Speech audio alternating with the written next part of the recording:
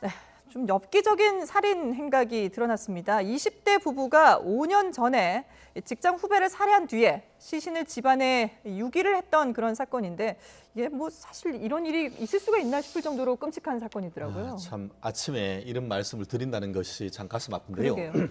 그 부산 남부경찰서 같은 경우에는 살인, 또 사체, 은닉, 유기 혐의로 20대 후반의 전 부부와 그 관련되는 가족 3사람을 구속영장을 발부를 해서 네. 그 법원으로부터 그 구속 집행을 했다라는 얘기인데요.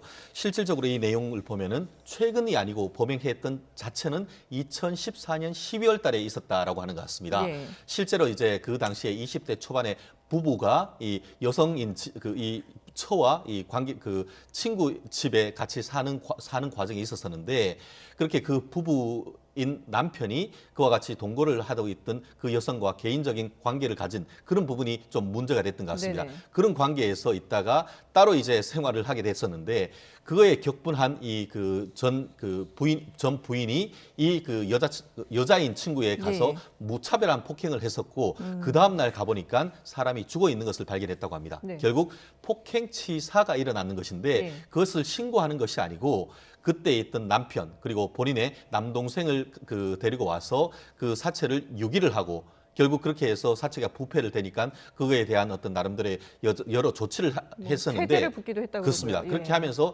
그와 같은 사체를 본인이 집에 따로 두었다가 최근에 그 사실 아무리 그렇게 했다 하더라도 본인의 이 양심의 가책이 있었는지 네. 지인들과 그 부인이 술을 먹고 얘기를 하는 과정에 그것을 고백했고 그것을 들은 사람이 신고함으로써 이 사안에 대해서 이 전체 사안이 드러나서 예. 어제 그 3명이 구속됐던 그런 사안인 것 같습니다. 예. 그러니까 끔찍하게 이제 그러니까 남편의 불륜 때문에 이제 시작된 그런 사건인데 이게 살해한 다음에 유기를 하는 그 과정을 보면 상당히 끔찍하더라고요. 뭐 시멘트를 붓기도 하고 그리고 심지어 이사를 갈 때도 같이 시신을 옮겨갔다고 하더라고요.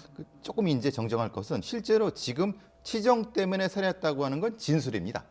그거는 일제는 주장일 뿐이고 당연하게도 그 피해자를 비난을 하죠. 예. 왜냐하면 아, 저 사람 때문에 우리가 죽였다라고 하니까 예. 그것은 규명을 해야 될 부분입니다. 그렇죠. 피해자는 이미 이제 그렇죠. 목숨을 아무 말 잃어서, 못하는데 예. 그렇게 되면 그러니까 반 정도는 저쪽에 책임을 떠넘기는 아. 거니까 일단은 그것은 이제 진술인 것 정도로 하고 네. 수사는 진행돼야 되는 네네. 거고요.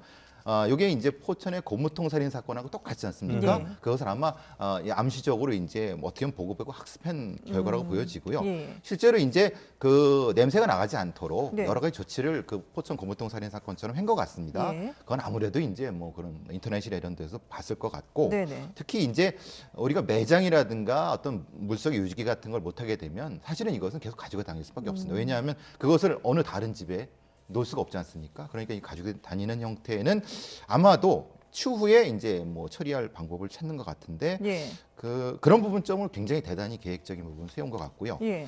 이게 이제 살인범들이 참 희한한 심리를 갖는 거는 어느 시점 이후에는 자기 스스로 어떤 자기 행동에서 복귀를 합니다. 복귀라는 과정에서 예. 그 행동을 평가를 하게 되는 거죠. 네. 평가를 할 때 이제 자기도 모르게 자기 지인한테 얘기를 하게 됩니다. 매우 독특한 심리가 되는데 그러다가 이제 이런 방식대로 보통은 한 기준은 5년이나 10년 정도인 것 같습니다. 기준은. 그러니까 그렇게 되면은 이제 살인을 절대 실토하지 않을 것 같은데 실제로 아주 독특한 심리가 있는 것 같습니다. 예.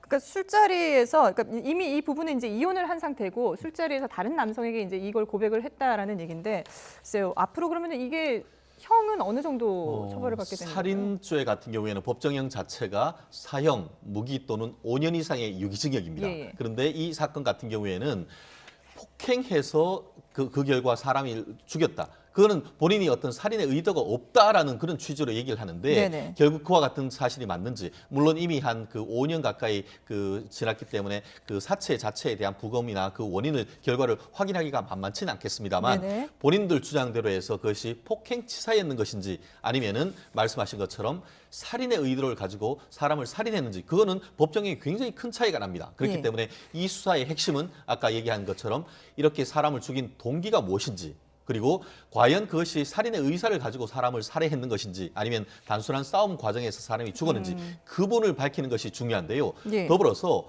지금 이 사건이 사람이 죽은 지가 2014년인데 거의 5년이 되도록 실종 신고라든가 아니면 가족으로부터 어떤 이 그 피해 여성을 찾았다라는 그런 부분에 대한 언론 보도가 없습니다. 네네. 그래서 이 부분에 대해서 어떤 그 유족들도 찾아서 이런 억울한 점이 없도록 어떤 피해 배상을 위한 어떤 노력을 할 수 있는 그런 어떤 그 조치를 수사기관에서 취하는 것도 굉장히 중요한 부분이 아닌가 생각합니다. 예, 알겠습니다.